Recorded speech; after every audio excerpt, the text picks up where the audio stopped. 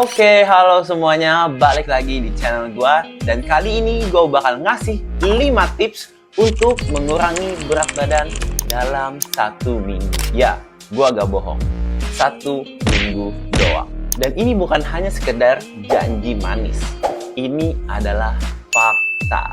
Tapi tetap aja, di dunia olahraga gak ada yang instan, harus step by step. Jadi kalau kalian ngelakuin 5 step ini dengan bagus dan bener, gue jamin berat badan kalian pasti bakalan turun. Walaupun sedikit, lama-lama jadi bukit. Oke, kita langsung aja ke step yang pertama, yaitu nggak usah sarapan.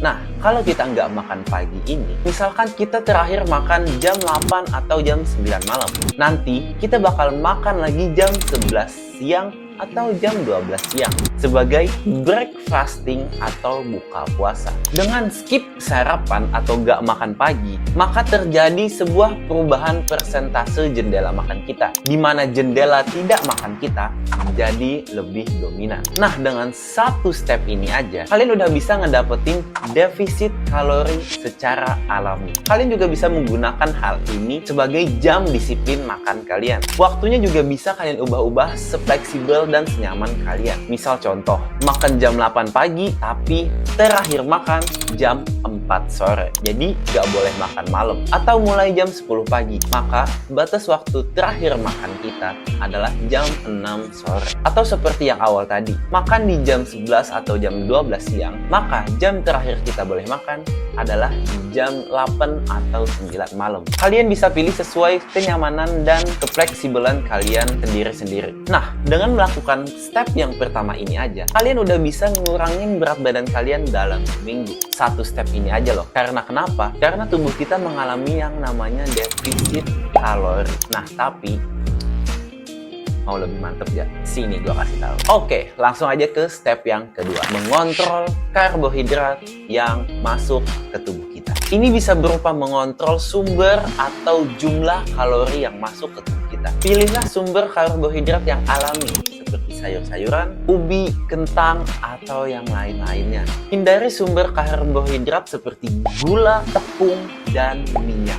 Ini adalah sumber karbohidrat top 3 yang paling jahat menurut gua. Nah, dan yang paling fatal dari semua itu adalah hati-hati minum minuman kemasan yang dijual di mana aja. Karena minuman-minuman botol kemasan itu terdapat gula tersembunyi yang kalian gak sadar jumlahnya itu sangat banyak. Dalam 1 atau 2 botol kemasan minuman manis itu aja, itu udah bisa melebihi batas maksimal konsumsi gula kita per hari. Bayangin, kalian minum minuman itu setiap hari, kemudian kalian banyak makan lagi, seperti makan nasi yang banyak, terus makan minyak seperti goreng-gorengan, terus makan tepung-tepungan, terus minum minuman gula lagi. Bayangin, itu semua bakal fatal banget ke tubuh kalian. Gak hanya kalian gagal untuk menurunkan berat badan, tapi kalian bakal menimbun penyakit-penyakit yang nanti bakalan muncul di saat kalian tua nanti. Jadi sangat penting untuk mengontrol karbohidrat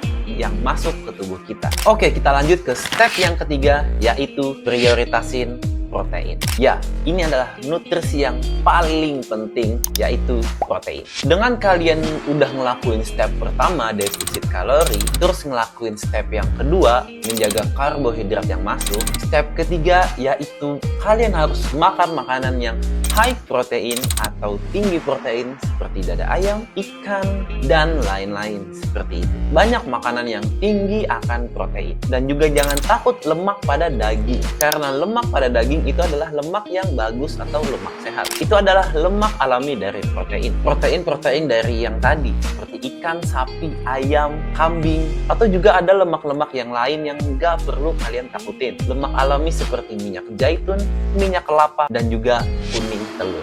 Yang harus kalian hindari adalah lemak olahan atau yang mengalami proses panjang dengan pemanasan yang tinggi. Oke, sekarang udah defisit kalori, kontrol jumlah karbo, makan makanan tinggi protein, dan yang keempat adalah olahraga sebelum berbuka puasa. Di sini maksudnya bukan puasa yang bulan Ramadan ya. Maksudnya adalah di beberapa saat sebelum kalian makan sarapan tadi, lebih optimal kalau kalian melakukan olahraga sebelum kalian makan di jam 11 siang tadi. Karena kenapa? Karena untuk memaksimalkan pembakaran lemak di saat-saat akhir kalian ingin berbuka ini, jika kalian menggunakan energi yang kalian punya saat perut kalian kosong, itu kalian memakai lemak sebagai sumber energi dan terjadilah pembakaran lemak yang cukup optimal. Apalagi kalian olahraga seperti angkat beban, percayalah itu bagus banget buat ngelatih otot rangka kita sekaligus menurunkan komposisi body fat di tubuh kita. Apalagi habis angkat beban,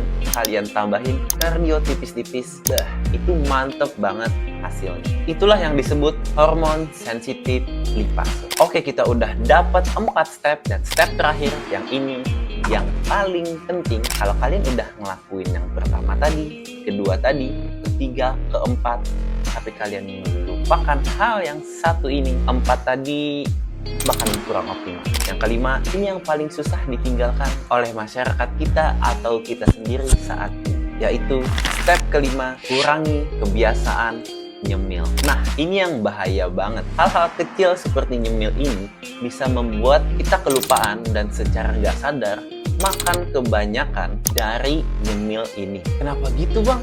Kan nyemil doang. Nah, itu dia.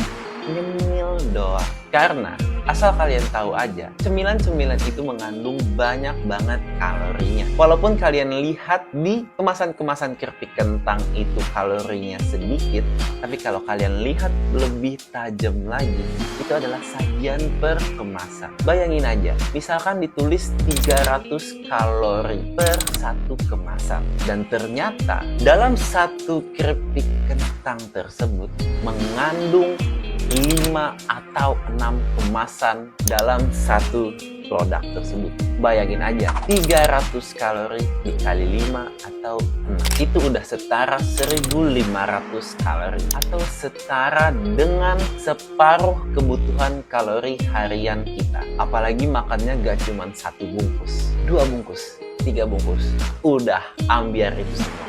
Ditambah minuman manis, minuman boba, makan makanan berminyak, makan makanan bergula, makan makanan bertepung. That's it. Hindari semua itu, lakukan 4 step tadi, dan gua jamin berat badan kalian, persentase lemak di tubuh kalian pasti bakal menurun dalam 1 minggu. Dan kalau kalian ingin lebih maksimal, lakuin itu berbulan-bulan atau mungkin, dan lakuin itu lebih dari 1 minggu supaya mendapatkan hasil yang lebih optimal. Oke, itu dia yang bisa gua share di video kali ini, yaitu 5 tips untuk menurunkan berat badan kita. Semoga video ini bermanfaat untuk kita semua, karena percayalah, kalau kalian berhasil ngelakuin 4 step tadi, hidup kalian bakalan jauh lebih baik. Gua berani jamin. Kalau kalian kesusahan ngelakuin 4 step tadi, mulailah dari step pertama dulu selama beberapa hari, lalu lakuin step kedua, lalu lakuin step ketiga, lakuin step keempat, lakuin step kelima.